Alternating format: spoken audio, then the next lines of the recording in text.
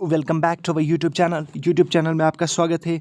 आज का सेशन चलिए स्टार्ट कर लेते हैं और आज का सेशन है Indian polity top MCQs for all exams. Question number 1 discuss कर लेते हैं। The idea of a constituent assembly for India was put forward first time यहाँ पे फर्स्ट टाइम है इन 1934 बाय फर्स्ट टाइम 1934 में किसने कहा था कि हमें कॉन्स्टिट्यूएंट असेंबली होनी चाहिए। आपके पास ऑप्शंस है Tilak, Gandhi, M N Roy, Motilal Nehru and the right answer is M N Roy.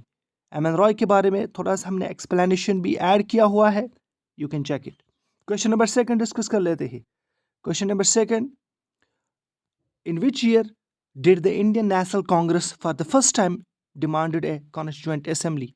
यानी first time Indian National Congress ने कब डिमांड किया कॉन्स्टिट्यूएंट असेंबली हमारे पास होनी चाहिए। ऑप्शन है 1934, 1935, 1936, 1937 और इसका जो सही आंसर है वो है 1935। चलिए यहाँ पे हमने ऐड किया हुआ है एक्सप्लेनेशन भी आप चेक कर सकते हो यहाँ तक। चलिए अब आगे बढ़ लेते हैं। क्वेश्चन नंबर 3 डिस्कस कर लेते हैं। Which of the following was not a member of the constituent assembly.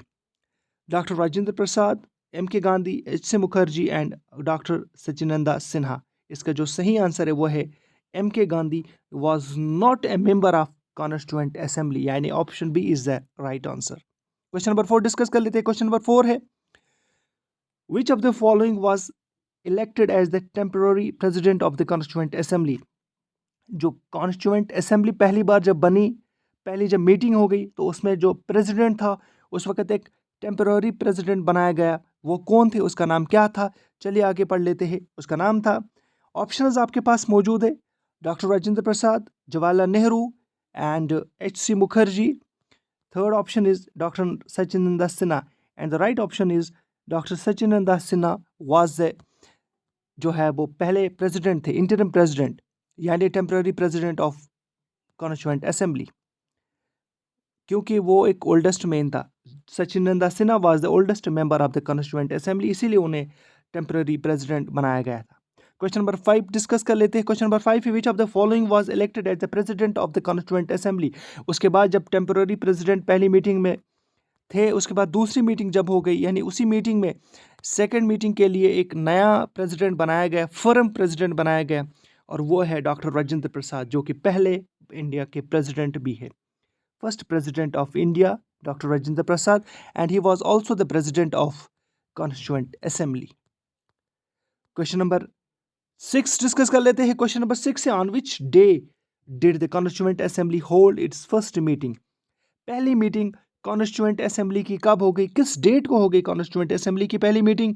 Option है कंफ्यूजिंग, ऑप्शन है आप चेक कर सकते हो कंफ्यूजिंग ऑप्शन है कि नहीं है, लेकिन इसका जो सही आंसर है वो है option B is the right answer, December 9, 1946.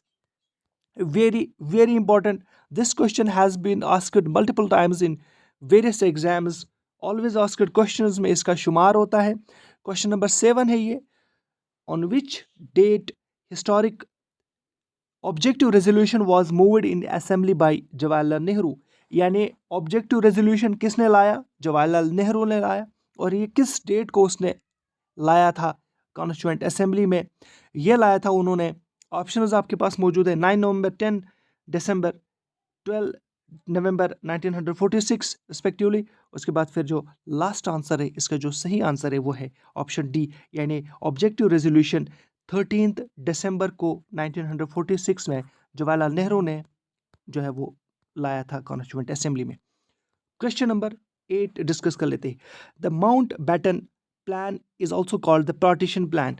On which date Mountbatten plan was accepted by both Muslim League and Congress।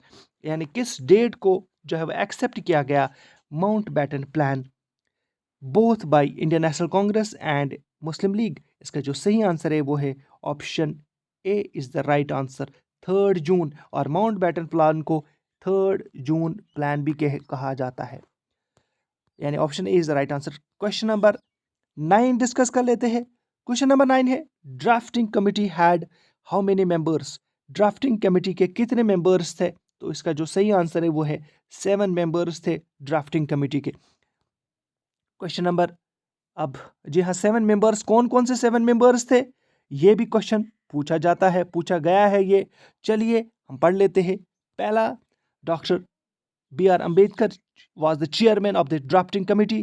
उसके बाद गोपाला स्वामी अयंगर, कृष्णमास्वामी अय्यर, K.M. मुंशी, मोहम्मद सदुल्ला, माधव राव, कृष्णमाचारी, ये 7 मेंबर्स थे इंक्लूडिंग चेयरमैन। चलिए क्वेश्चन नंबर 10 डिस्कस कर लेते हैं। Very very important question.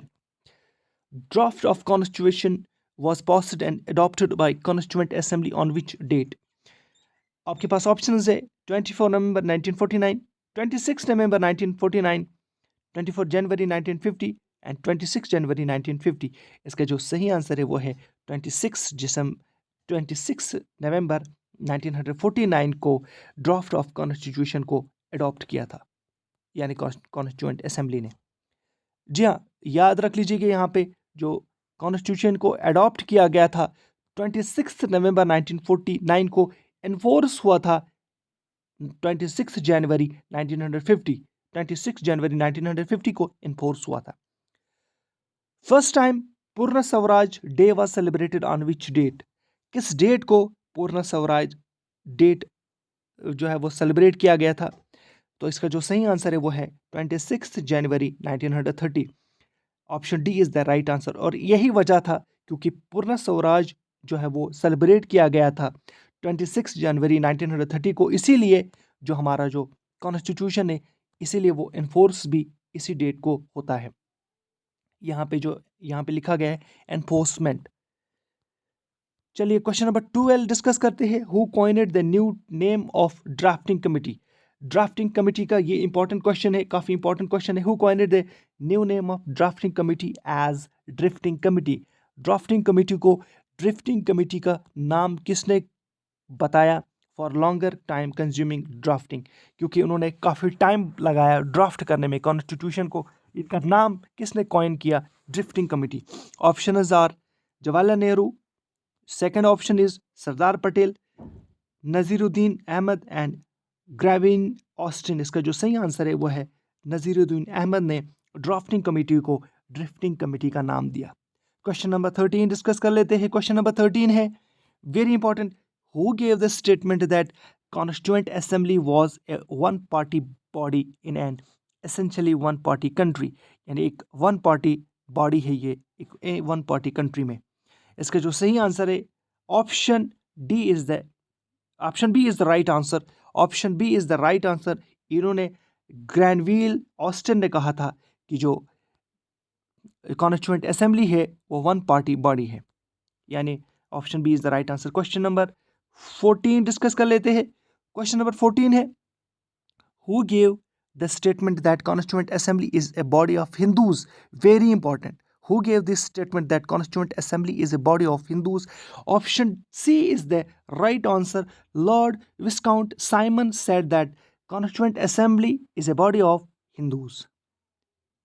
चलिए question number 15 discuss कर लेते हैं। क्वेश्चन नंबर 15 है who gave the statement that constituent assembly represented only one major community in India? यानी किसने एक स्टेटमेंट दिया कि जो कॉन्स्टिट्यूएंट असेंबली है वो ओनली वन मेजर कम्युनिटी को जो है वो रिप्रेजेंट करती है? Option D is the right answer. Winston Churchill said that constituent assembly represents only one major community in India. Question number 16 discuss करते हैं। Question number 16 what was the symbol of the constituent assembly? यानी constituent assembly जब बनी उनका symbol क्या था? तो option D is the right answer. Elephant was the symbol of the constituent assembly. चलिए क्वेश्चन नंबर 17 डिस्कस कर लेते हैं। Question number 17 in which year did the British government accepted the demand for framing of a constituent assembly for the first time? Question एक बार फिर पढ़ लेते हैं। In which year did the British government accepted the demand for framing of a constituent assembly for the first time? Very very important question. पहली बार कब accept किया गया ब्रिटिश गवर्नमेंट के द्वारा कि आप लोग ड्राफ्ट कर सकते हो, आप लोग फ्रेम कर सकते हो constituent assembly? Option B is the right answer, 1940। इसके बारे में थोड़ा हमने एक्सप्लेनेशन भी लाया है, एक्सप्लेनेशन ज़रूर पढ़ लीजिएगा, इससे भी आपको एक दो क्वेश्चन का जो है वो यहाँ से भी कवर हो सकते हैं। चलिए क्वेश्चन नंबर 18 डिस्कस कर लेते हैं। अब क्वेश्चन नंबर 18 की ओर बढ़ लेते हैं। क्वेश्चन नंबर 18 है, on which date constituent assembly was constituted under the scheme formulated by the cabinet mission plan. Constituent assembly किस स्कीम के अंदर बनी थी? कैबिनेट मिशन प्लान के अंदर बनी थी। और ये कहा जाता है under the scheme formulated by the cab, किस डेट को बनी थी? चलिए एक बार फिर क्वेश्चन को पढ़ लेते हैं। क्वेश्चन इंपॉर्टेंट है, इसीलिए पढ़ना बहुत ज़रूरी है। On which date constituent assembly was constituted, किस डेट को कॉन्स्टिट्यूएंट असेंबली बनी थी under the scheme formulated by the cabinet mission plan के द्वारा बनी थी कॉन्स्टिट्यूएंट असेंबली। लेकिन कॉन्स्टिट्यूएंट असेंबली किस डेट को बनी थी? याद रख लीजिएगा, नवंबर 1946। दिसंबर में इसकी मीटिंग हुई थी। रिमेंबर इट, 9 दिसंबर को पहली मीटिंग होती है। लेकिन कब बनी थी? नवंबर 1946। क्वेश्चन नंबर 19 डिस्कस कर लेते हैं। What was the total strength of the constituent assembly in 1946? जो कॉन्स्टिट्यूएंट असेंबली थी उसकी टोटल स्ट्रेंथ कितनी थी, यानी कितनी सीट्स थी? इसका जो सही आंसर है वो है 389 is the right answer. Option C is the right answer. Option C is the right answer. 389 seats जो थे वो कॉन्स्टिट्यूएंट असेंबली के थे। क्वेश्चन नंबर 20 आज का लास्ट क्वेश्चन। हमने ये जो क्वेश्चन स्टार्ट किया है वो हमने पहले मेकिंग ऑफ इंडियन कॉन्स्टिट्यूशन से स्टार्ट किया है। हिस्टोरिकल बैकग्राउंड भी हम जो है वो लाएंगे। नेक्स्ट वीडियो हिस्टोरिकल बैकग्राउंड से रिलेटेड होगा, historical background of our constitution. चलिए क्वेश्चन नंबर 20 डिस्कस कर लेते हैं। आपसे यही रिक्वेस्ट है, चैनल को सब्सक्राइब कर लीजिए, वीडियो को भी लाइक करना ना भूलिएगा। रफली 1 seat of constituent assembly was allotted to how many populations? यानी एक सीट अलॉट की गई थी कितनी पॉपुलेशन को कॉन्स्टिट्यूएंट असेंबली की? 1 लाख, 10 लाख, 50 लाख, 1 करोड़? इसका जो सही आंसर है वो है option C is the option B is the right answer. Option B यानी 10 लाख जो है वो सीट्स, 10 लाख पॉपुलेशन को एक कॉन्स्टिट्यूएंट असेंबली की सीट अलॉट की गई थी। ये था आज का सेशन। एमसीक्यू सेशन हमने स्टार्ट किया हुआ है। फॉर इंडियन हिस्ट्री से रिलेटेड भी हमने कंप्लीट किया हुआ है। डिस्क्रिप्शन में लिंक है, चेक कर लीजिएगा। करंट अफेयर से रिलेटेड हम लोग हर रोज वीडियोस अपलोड करते हैं। डिस्क्रिप्शन में लिंक है, चेक कर लीजिएगा। काफ़ी इंपॉर्टेंट है फॉर ऑल एग्जाम्स के लिए। Thank you very much.